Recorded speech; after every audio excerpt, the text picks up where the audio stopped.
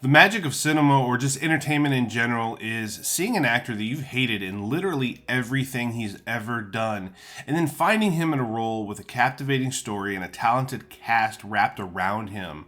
And you forgive the aforementioned actor for all of his sins in the past. Now, that's an absurdly long way of me telling you that David Arbor has been a grimy tool in a great many roles. I mean, Walk Among the Tombstones, anybody?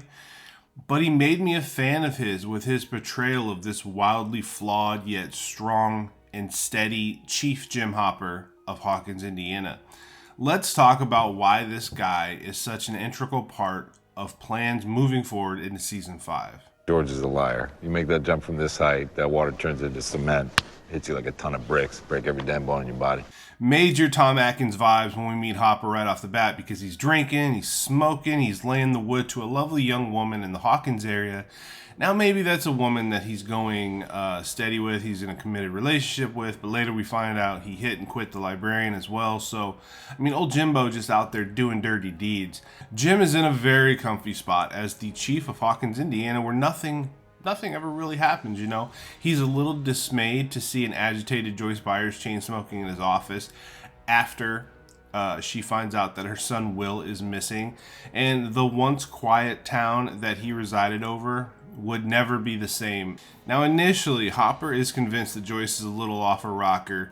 When she refuses to believe that her son is dead, they pull a body out of the quarry.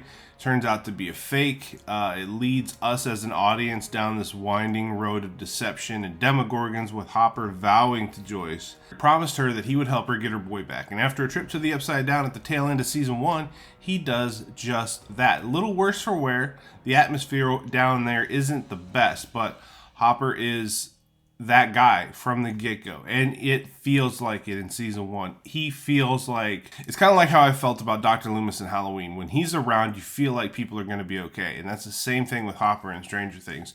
When Hopper's around, you just assume things are going to work out. Initially, Hopper seems painfully annoyed by these kids, so when we get to that follow-up season, he's kind of the last person, you know, that I would expect to take in a stray. Now, listen, that stuff in season 1 regarding what he dealt with his sick, dying daughter broke my goddamn heart. I mean, I hate that. I am not the type of person that can watch that and not be moved by it in some kind of way. I'm a softie when it comes to kids. But when he sits down with 11 for dinner in that cabin because he's helping her hide from the folks at Hawkins Lab, she's got this curly new hairdo. I was surprised, but man, I smiled.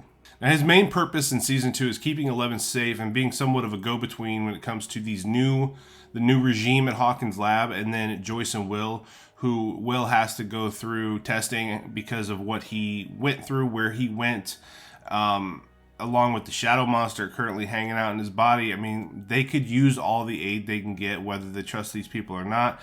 The relationship building between Hopper and Eleven this season, as well as Hopper and Joyce, is phenomenal, and it's a really strong point of this follow-up year of Stranger Things 2. Season 3, though, is when we get Magnum P.I. look for Hopper with that shirt he rocks for a date with Joyce at Enzo's that never actually materializes. We get hammered Hopper because of that, though, and the tensions between our matriarch and our patriarch of this wayward Stranger Things family is just really good stuff all throughout that 3rd season, and they make a hell of a team, too, you know. Unfortunately, it ends with tragedy because we get a major bummer of a scene at the very end when Hopper gets some of his get back on that knockoff Russian Terminator, kills him, but in the process, he's seemingly killed as well, which, you know, sucked bad. Imagine our surprise, though, when Hopper is revealed to not only be alive, but he's living his worst life out there in a Russian prison that uses demogorgons as gladiators. Joyce winds up saving him, though, and we get a tearjerker of a reunion with Hopper and Joyce, obviously, and then we also get Hopper and his adopted daughter, Eleven, finding their way to each other again, all before they realize that a rift in Hawkins has allowed the Upside Down to bleed into their world. Now, this is another one of those characters I could go on and on and on about, but I've limited myself to 5.5 minutes. I'm going to try to keep it brief for everybody because we're all just chomping at the bit for the new season. But this guy here gives us unkempt dad bod types a lot of hope in the world. You know, the character, he's beautifully written. He's even better acted. I mean, David Harbour really kills it here. The relationships are fun.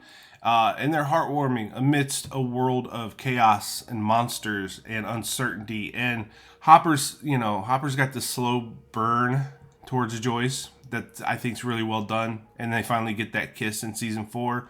It winds up making you pump your fist in the air because you've been waiting for it and you're just happy to see it and you're happy for them. And it makes you jealous a little bit too because, it's a Winona Ryder. So good on you, Hop.